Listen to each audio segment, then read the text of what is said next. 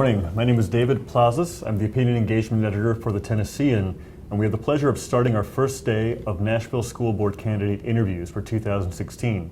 There are 12 candidates in total, and today we have Erica Lanier, who is running for the District 5 seat. She's one of 4 candidates in this race. We have the pleasure of having my colleague, Frank Daniels III, Metro columnist. And let's start out by asking Ms. Lanier a little bit about yourself and why you're running. Okay.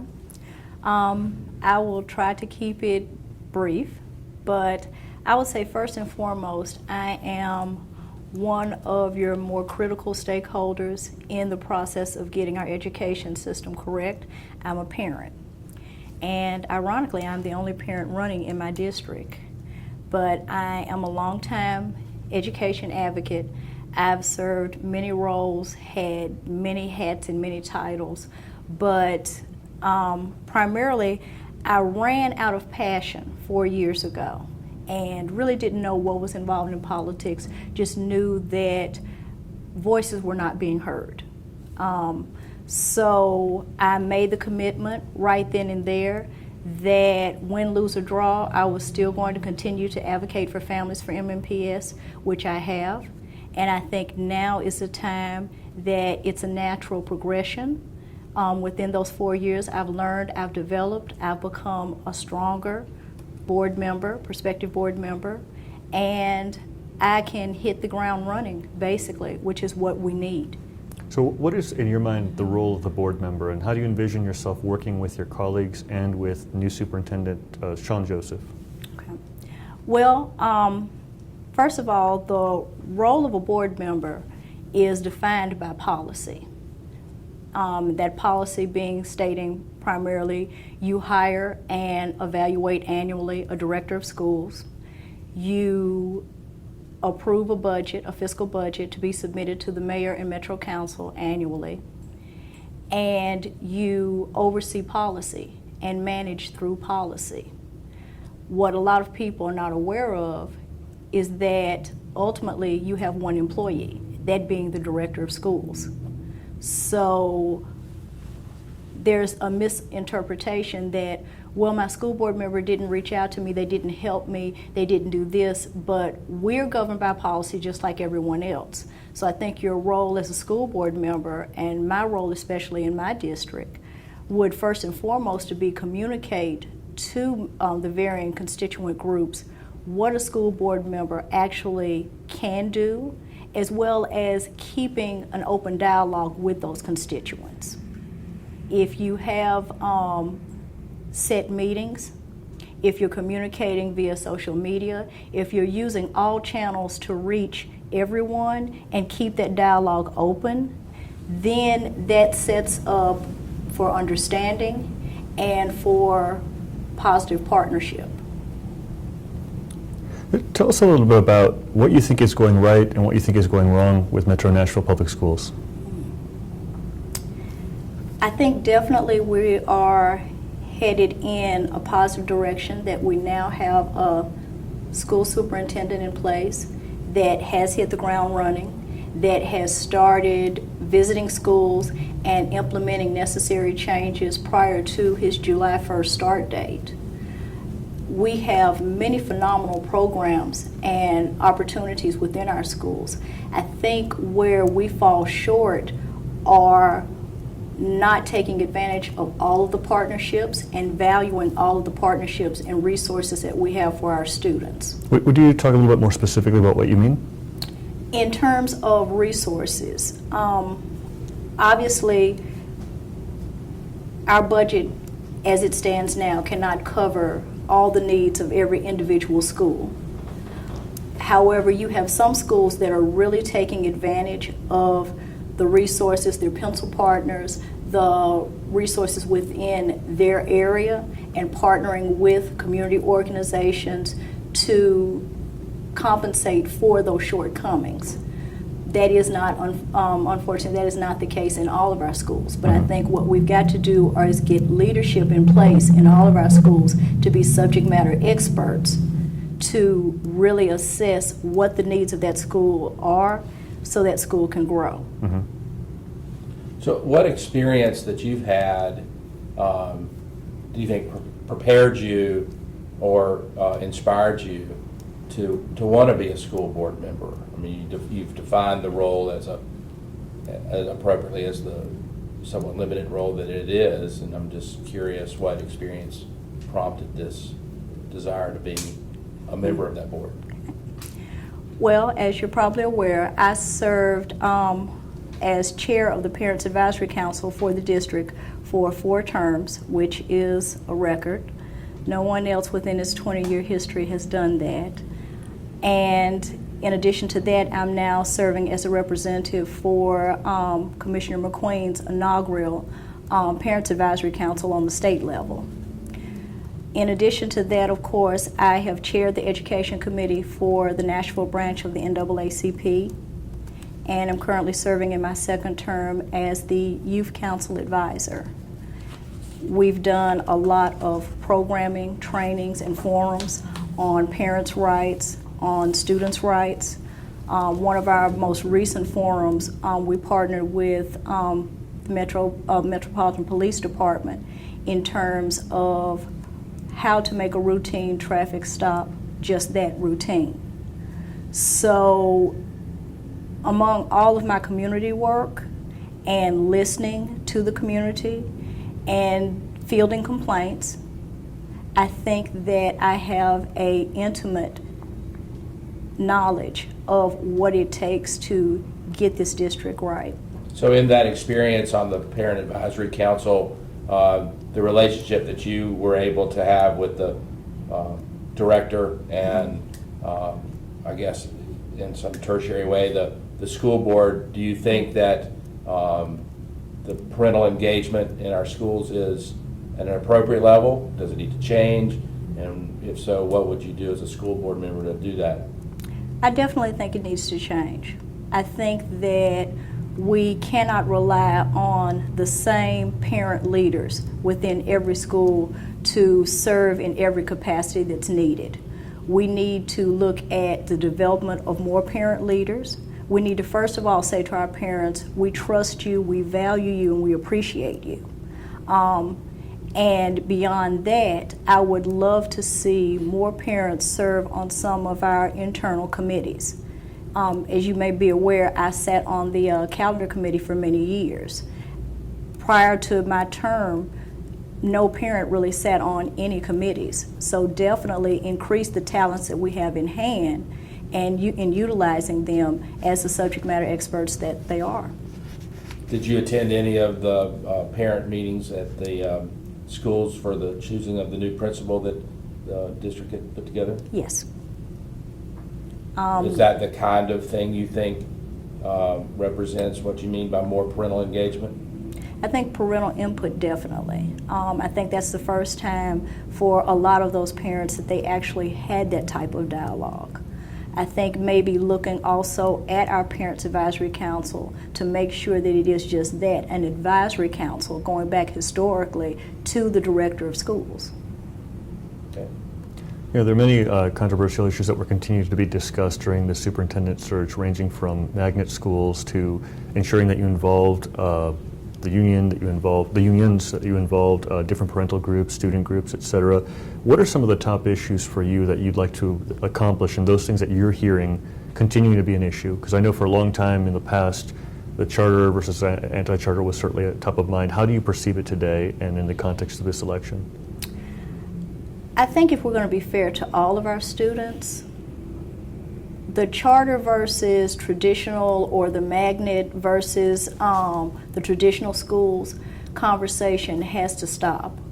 Our focus needs to be on giving all of our schools, especially our traditional schools, the resources that they deserve. And that needs to be one of our primary focuses. We also need to look at something that I've heard here recently too many times. We need to look at our discipline policy, and we need to make sure that that is actually servicing all of our students and servicing them in an equitable manner. So that is definitely a second challenge. And once again, we need to go back to valid partnerships. I don't want just a partnership on paper, but actually having community, having real wraparound services for some of these students and some of these schools, because we're putting a lot of pressure on our administrators and our teachers, as well as pointing the fingers at our parents.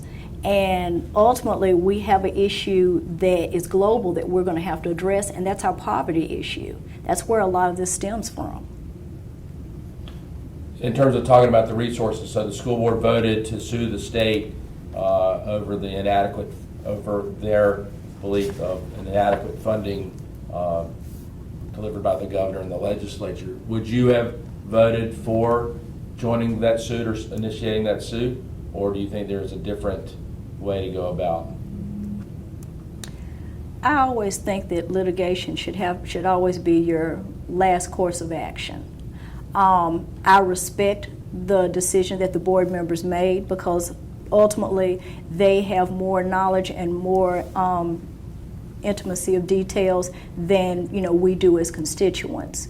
However, I would like to see what dialogues occurred, to what extent those dialogues occurred, but definitely at some point enough is enough, and we do have to think about our 87,000 students. Right, so the current District 5 representative abstained from the vote. Would you have abstained or voted for it? Well, and this is my parliamentarian hat in me coming out, but per Robert's Rules of Order, an abstention is a no. So even if you don't vote, you do vote. And I don't know, a lot of people are not aware of that. But I think in a decision that critical, I would have had to have made a decision, and my vote would have been basically on the facts that were presented to me and the interactions to resolve this prior to that. So you don't know at this juncture whether you would have voted for it or against it? Out of fairness, I wouldn't give that a direct yes or no without knowing all of the moving pieces. It's easy for someone to jump out and say, "Oh yes, I would have voted for it." "Oh no, I wouldn't have, voted against it." But in making decisions, I like to look not only at that, but just as a whole. Who does it affect? How does it affect? And is it going to get the overall resolve that we're wanting? So one of the things that happened at the meeting, there was no public discussion why they voted the way it did. So what do you think of that?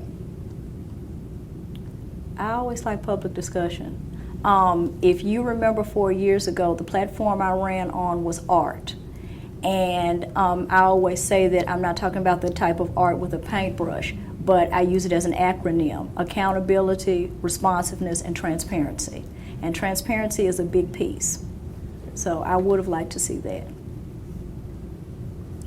Dr. Joseph, in his community meeting in May, talked about the notion of taking away the emphasis on the central office and moving the shift to the schools and around it. Could you tell us a little bit about how you could see yourself, if elected as a board member, helping him accomplish that goal?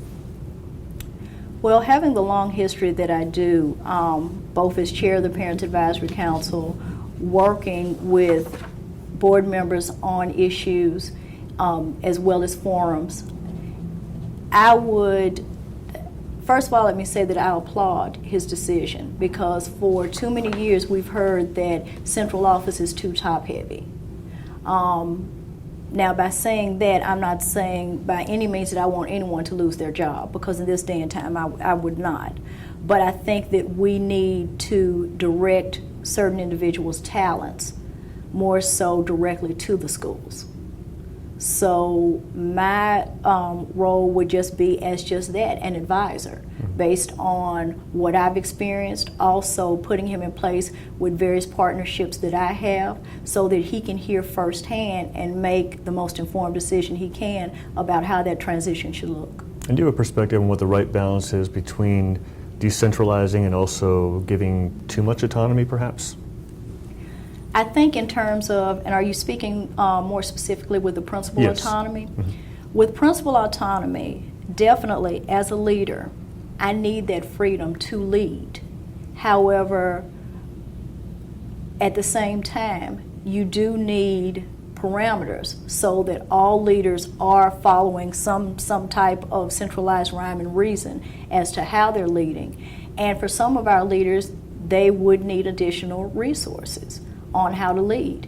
If I am a math major, math is going to come, at second hand to me, and a budget, may not be a challenge to me. However, depending on if I was an English major and I just scathed by with what I had to do with math, then that may be something that I need extra resources for, just using that as an example. So I think we've got to be honest about both the strengths and weaknesses of our school leaders and provide them with the resources that they need, be it professional development or the coaches or what have you, to actually set them up to be successful in that type of autonomy.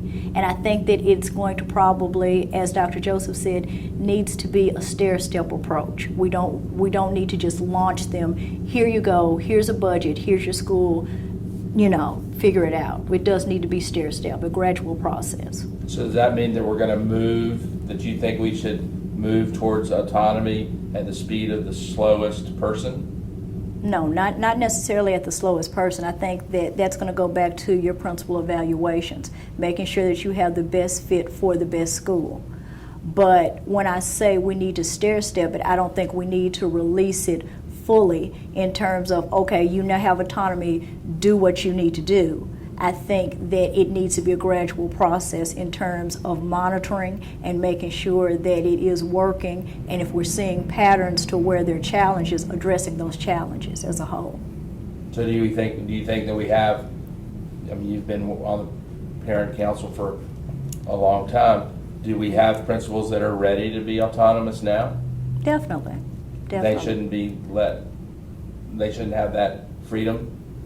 Well, I think to some extent, even before the principal autonomy discussion came up, they've had that freedom to an extent.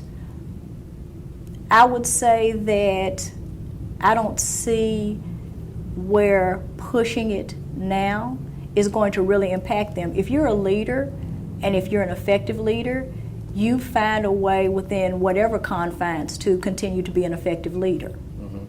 But if autonomy is going to give us better results at the school level, serve the children that are attending that school more effectively, would you not want to give those that are ready for autonomy so that those kids that are in that school get the full benefit of the autonomy faster?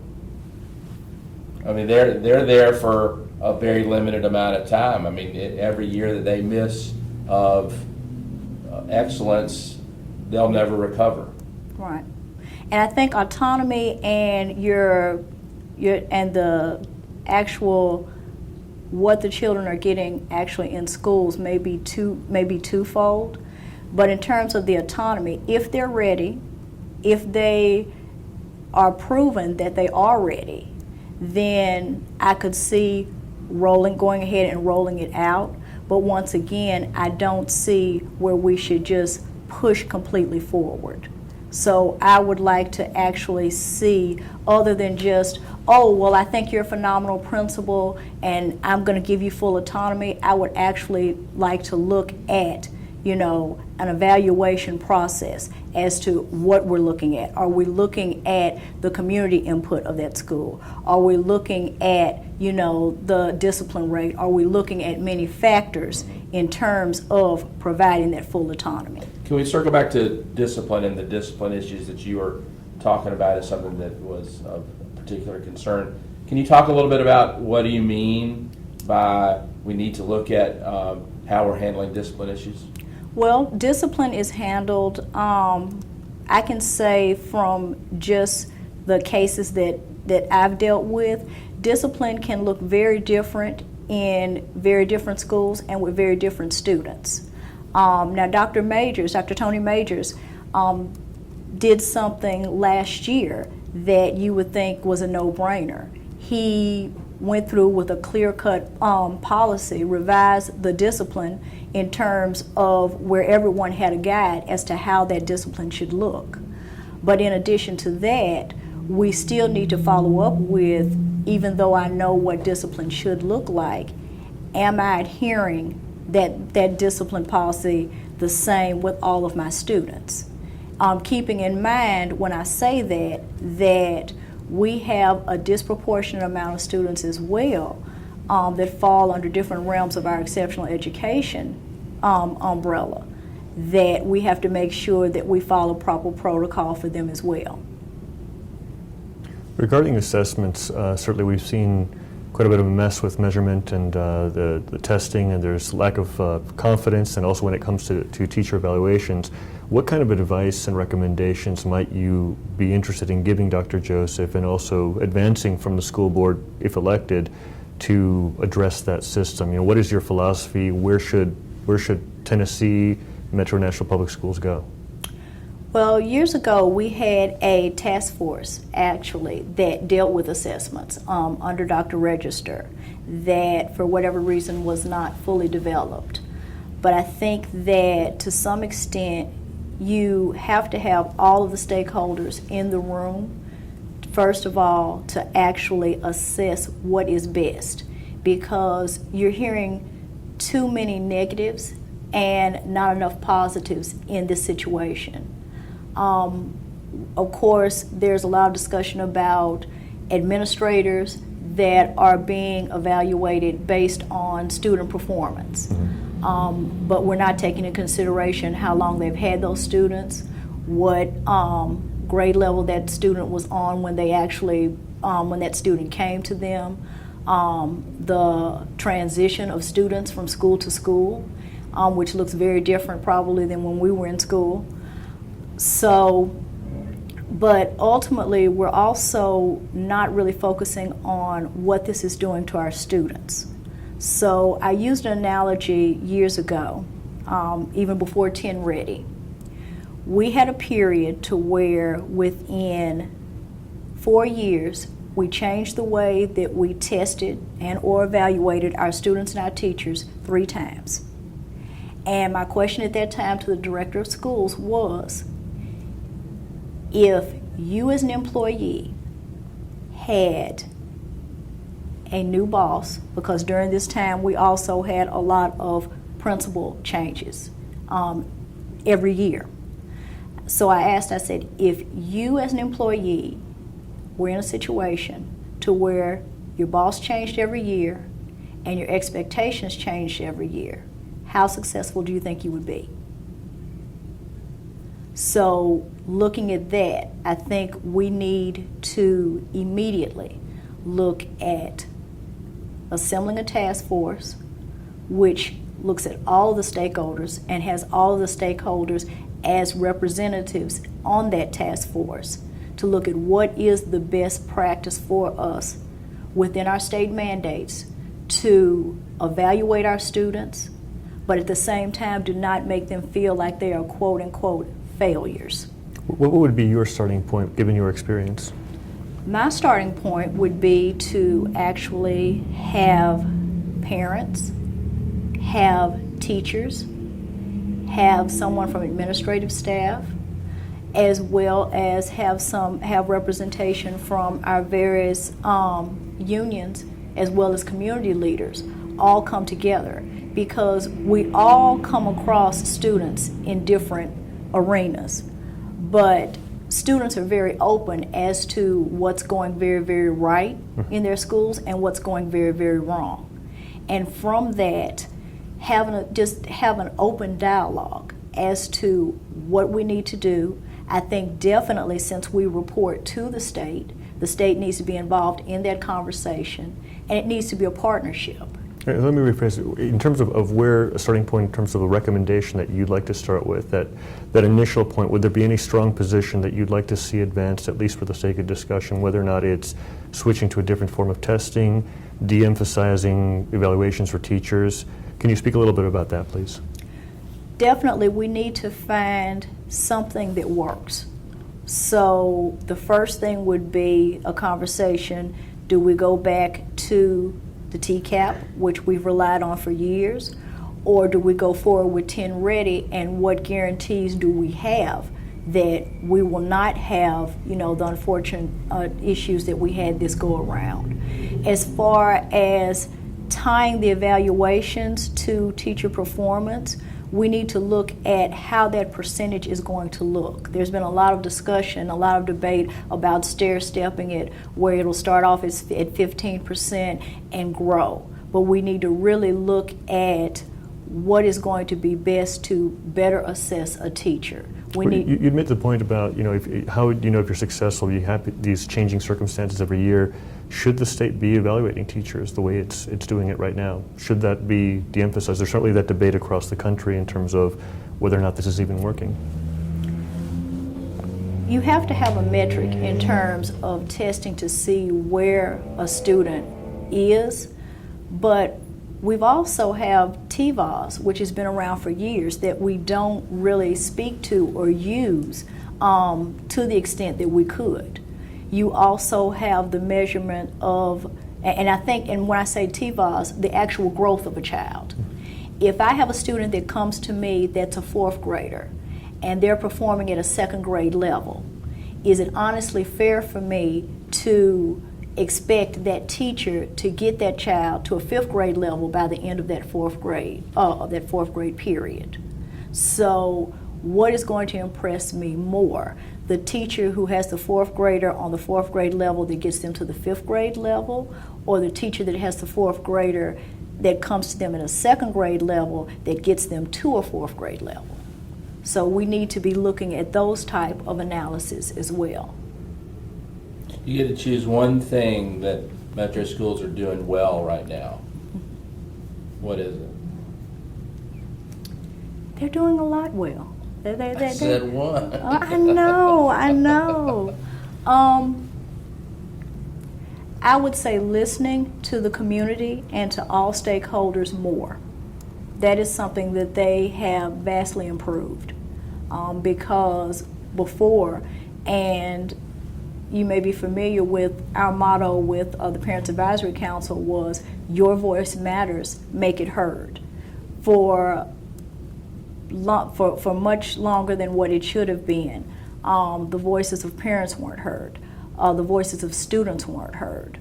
The voices of just your grandfathers and grandmothers who have vested in this community and want to stay in this community, those voices have not been heard. So I definitely think that they're taking steps in the right direction to embrace groups that they haven't embraced in the past. Now, are we where we need to be?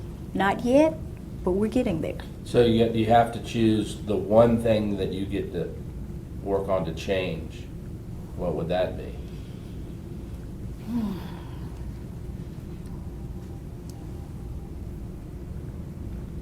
That's a tough one because I've got two.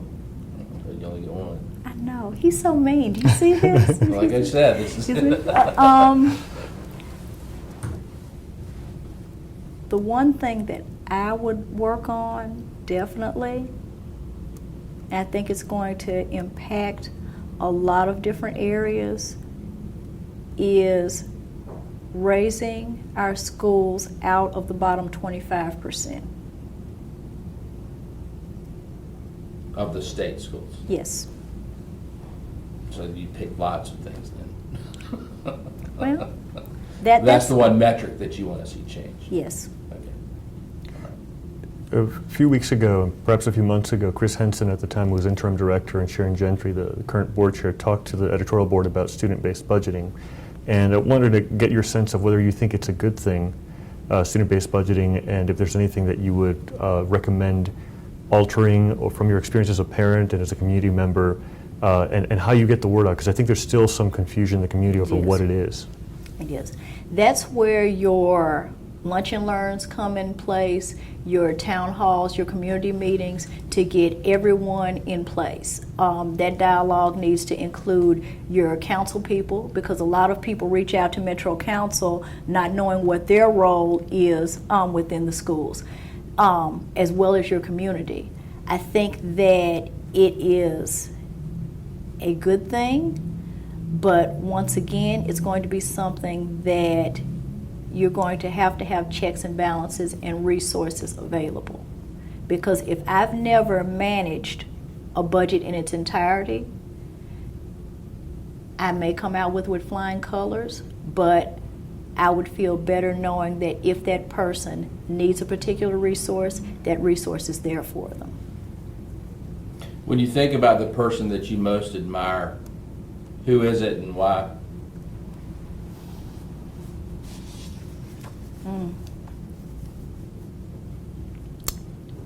I admire a little girl,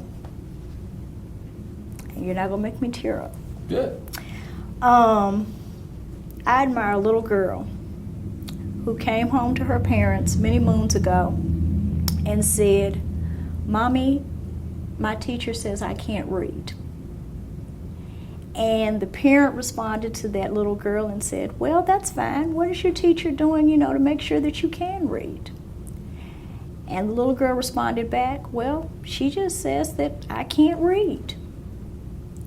That same little girl moved from that school situation to a better school situation with phenomenal, loving, nurturing teachers and administrators. And she went on through many toils and troubles, but she walked across the stage at Bridgestone Arena on May 17th of this year. Is this your daughter? This is my oldest daughter, who has a full IEP, who graduated from Hume-Fogg Academic Magnet School that was told she could not read. And I admire her because she listened to what I tell everyone that I come in contact with. Let your haters be your motivators. Only you decide what you cannot do. And I admire her for proving everyone throughout the course of her educational track that told her what she could not do, for proving them wrong, but doing so with a grace that some adults don't have. That's who I admire. That's why I'm in this race, and that's why I continue in my many capacities to fight the fight for our students. Thank you. And you did not tear up. No, I Well did done. not. I'm a tough old bird. You gave me one. Me, definitely. Let me ask you a little bit about your style in terms of collaborating in board situations. If you're elected, you'll be one of 9 members, one of 9 votes, and sometimes the politics can get the best of people. So you have a couple of considerations. On the one hand, you've got to work with this group of people to set policy, and there's a new consideration, which Frank and I have talked about, the contract of Dr. Joseph, which requires a sense of collaboration, support, communication. Talk to us about how you would be a leader on the school board and how you would approach conflict. Well, I think I would approach it much as I have in my various roles. School board members are humans. They have kids, they have dogs, they have cats, they have lives just like we do. And if you take the opportunity to have a dialogue with them, to get to know them, to say, okay, let's go into this clear. We can agree to disagree, because we're not going to agree on everything, but we can come to a consensus to fight a good fight the next go around. So that's something that I've already been doing with this current elected board, that I did with the board prior to that and the board prior to that. So I would just continue to nurture the relationships that I have, and also to welcome any new relationships if we have any changes, which is a very valid possibility. To understand that at the end of the day, it's about 87,000 students. It's, I think it's way past time to put people above politics. Would you give an example of, in a role, whether it's the Parent Advisory Council or another board, where you were able to deal with conflict effectively? Whew, yes.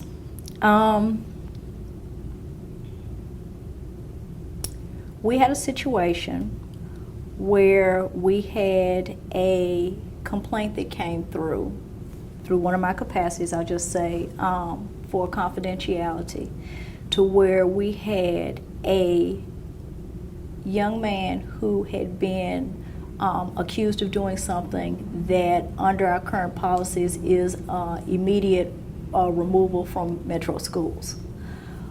There was supporting evidence that the young man did not commit what he was accused of. However, the policy was very gray on how to address that evidence. It was basically a video. And who could see the video, who could view it, the whole FERPA situation. So the partnership came in with going to the young man's hearing and first of all letting them know, I am here as in an advisory capacity, I'm not here as an adversary, and let's just all imagine if this was our student. How would you want this handled? Actually, I'm a big person on teaching a man to fish versus giving them a fish, so properly taking the parent through the steps so the parent would know how to advocate for their child versus me being there. And I let them go through that entire process until the very end. They asked me to be at the hearing as a support. I was there primarily as a support, not a mouthpiece, not as, oh, you need to do this. And ultimately, it was proven that the young man was innocent. The young man did return to his school. But more importantly, I asked a meeting with the parents and the administration of that school. This young man is coming back. This is about this young man. We're all adults. But what can we do to partner so that this is a successful transition back to the school for that young man? And seeing that occur versus some of the horror stories, that where this has not always been the case, that is primarily how I would deal with it. Just dialogue, just understanding what is our purpose, what is the ultimate resolve that we want, and taking all of the barriers that we can outside that equation to get to that resolve. So, Dr. Joseph assigned reading to the school board. Have you read the book that he assigned, Leadership and Self-Deception? Now, do you think I've read that book? I don't know. You're good at doing your homework, I know that. Yes.